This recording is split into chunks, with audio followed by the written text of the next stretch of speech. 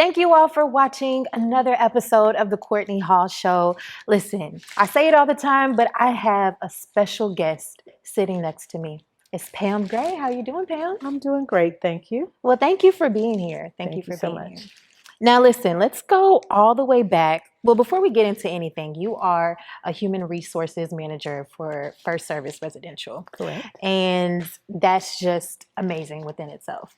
But let's go back to you being a senior in Willow Ridge High School. Did you always think that, hey, I want to be in HR? Or was there another path that you thought you wanted to take? I got into human resources kind of the roundabout way. Mm-hmm. So I started after I graduated with a business degree in finance, working at a bank, mm-hmm. a major bank chain, and I loved it, but it just wasn't true to me. Okay. And I started training. So I started training new associates that would join the company, and I loved that. Oh, wow. And so being a part of the new hire process and learning, greeting people and making sure they had what they needed landed me into another aspect that I didn't know about. Nice. So I did that maybe a year or so, and then I left that company and went to another company. Okay. Once I arrived there, the director said, "Had you thought about HR as a career?" Oh, wow. And I hadn't. Oh. So I said no, but you know, one of the things that really appealed to me was just the idea that people don't know their rights mm-hmm. as an employee. Right. They don't always understand mm-hmm. and they accept whatever their manager may tell them. Right. And personally, I had issue with that. Okay. So I wanted to delve more into the career. Yeah, that's so awesome. And speaking about companies that you worked for, I mean, you worked for some well-known mm-hmm. companies. One in particular, Houston Methodist, I don't know if you can speak on it, but what made you go with that particular healthcare, system? At the time I joined Houston Methodist, they were the premier mm-hmm. Healthcare organization to work for. Okay. And I absolutely loved working there. Mm-hmm. I will always say that I consider that my boot camp because everything I know, I learned there.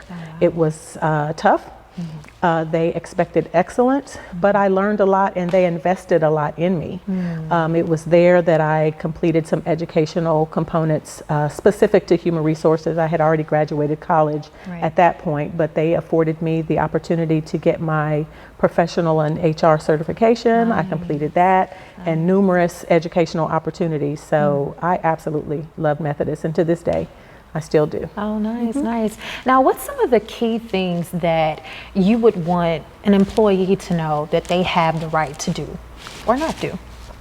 I think it's important for people to understand they have a right to question every aspect of their employment. Mm-hmm. They can question their compensation, how much they're getting paid. Is it fair? Is it in line? They have a right to question their treatment. Mm-hmm. I feel that my manager treated me this way. I'm not sure if it didn't feel right, mm-hmm. so mm-hmm. I want to question it. Mm-hmm. They absolutely have that right. Mm-hmm. Many times employees, I find, feel subject to whatever their manager says. So if their manager says sign it, they sign it. Right. If their manager says this is what you earn, that's what they earn, and they never question.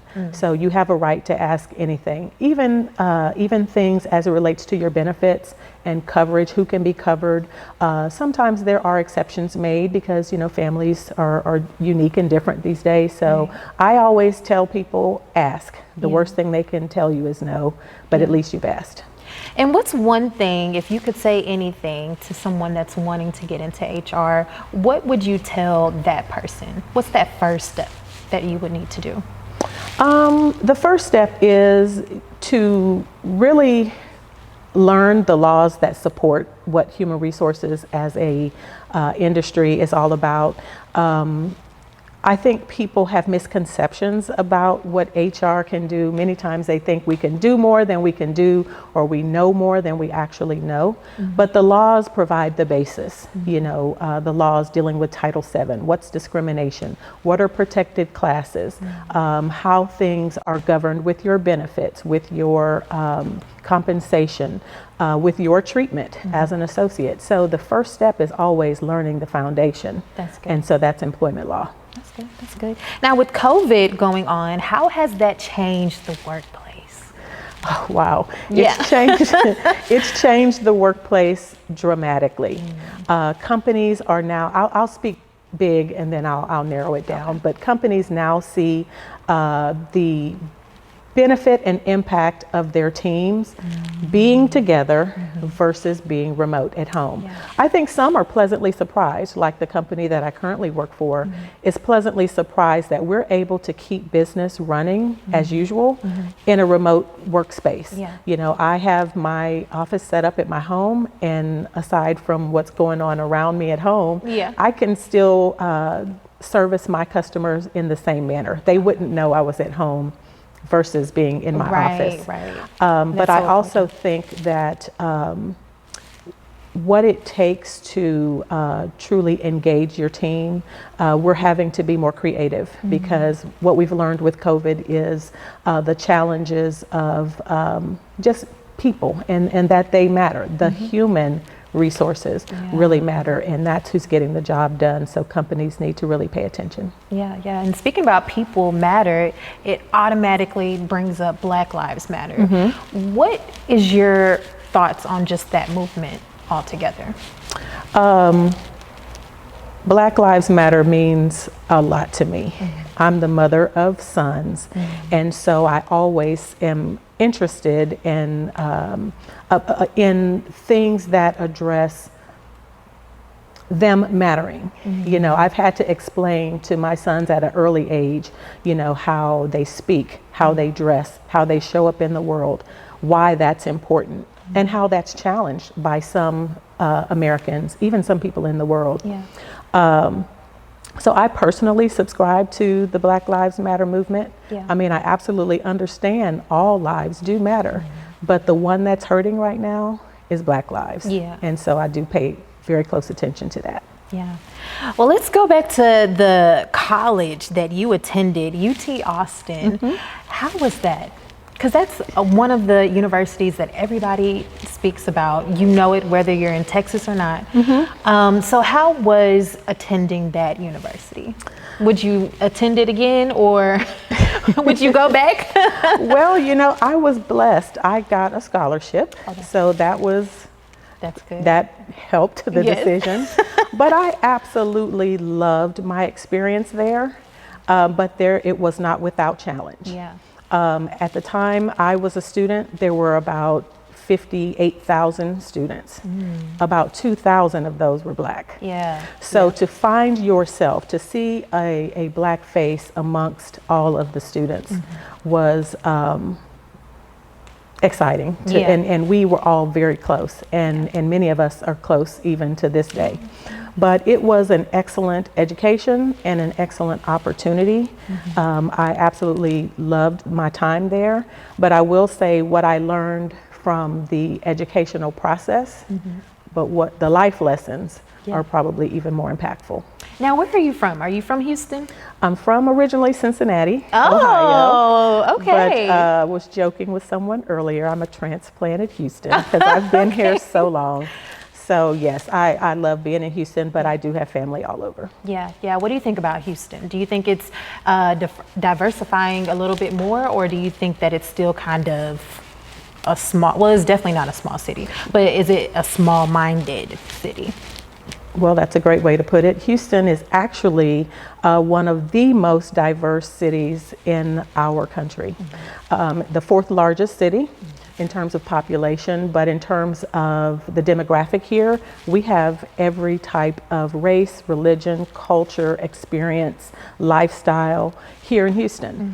I think the small-mindedness comes from we're still a part of the South, and there are still factions of city, as in many major cities, that still align with the separateness. And so that's just a challenge that any city would have to face. And I see Houston facing that as well. Yeah, yeah. How important is it to get out and vote for local officials as well as national? How important is that? That's extremely important. I mean, this is an election year, so it's absolutely paramount. If you, I love how our former president, Barack Obama, said, don't boo, vote. If you don't like how something's going, you do have a part of, you can be a part of the process by voting. But even state and local elections are important. And I think with people seeing now how in this COVID pandemic, what's happening in our school system, those are decisions that are made by our local officials. And so what happens in our schools, what happens in our cities is just as important. And actually, I'd say even more important because it touches us on a closer level and on a day-to-day basis. So it's important for us to be a part of the process at all times. That's good, that's good. Speaking about presidents, Trump, he is the #1 topic that everybody talks about. Now, what do you think about his job in the White House and what he's doing in the White House? I think that the role of president, I mean, the most senior leader in our nation is a critical role. And so whether you personally agree with the politics or the party that is in office, you understand that that is our highest leader. I think where I take some issue is that I feel the highest leader should be someone who is upstanding, that speaks in a way that brings us together, is not divisive. Even in just his personal, I'll say personal politics, the way he handles himself, his family, his business situations should be, I mean, we all make mistakes. We all have those areas that require work. But I think if you're going to be the president, you absolutely need to have every American in mind when you make policy and when you make decision and the things that you say. Yes, that's so true. Oh my goodness, she's amazing. Now, what would you say to young Pam, if you could speak to your younger self, what would you say? Oh, wow. I would probably tell young Pam, I would be more a part of, you know, for years I shied away from politics. It's not my thing, it's not my thing. But now I understand that really, young people have such a positive impact in making change. And why do you think that is? I think that's because, number one, they have the energy and the vigor to make that change. I mean, when you don't have the day-to-day responsibilities of kids and work and all of these other types of things, and you really have that time dedicated that you can look at your world and realize you can impact it and make a change, that is so touching to me to see that. And then to know that, you know, like the song says, children are our future. I believe that. And so when I age and continue, I want to know that the young voices that are out there now are dedicated to causes that are going to support me in my elder years. So what's that first step that we could take as far as educating the younger generations? What's that first step? What can we do right now? Is it developing a class? Is it just being a mentor? Like, what's that first step? I think it's all of the above. I think that our youth need to understand where politics fits. I think because the rhetoric of politics that they see on CNN and all these major news venues is intimidating, and they don't really look at the individual issues and where they can take a stand. And then the mentorship side is critical, because if you have been blessed in any way by anybody, you owe it to give back. You absolutely do. So, and then it starts at home. I mean, I teach my sons about where they can fit in, how they can affect change, things that they can do. them and their friends, organizations they participate or volunteer for. Yeah. So I think that's where we get started. Well, that's so good. Well, thank you so much for coming on my You're show. welcome. If anybody has any other questions about human resources, any, position within, that name, can they reach out to you? Absolutely. Where can they reach out to you? They can, Or how can they? absolutely. They can send me an email. They can send it to my personal email, which is pwgray, Gray, 77 @yahoo.com. All right. Well, thank you so much again. You are so welcome. I enjoyed it. And thank you all for watching another episode of The Courtney Hall Show.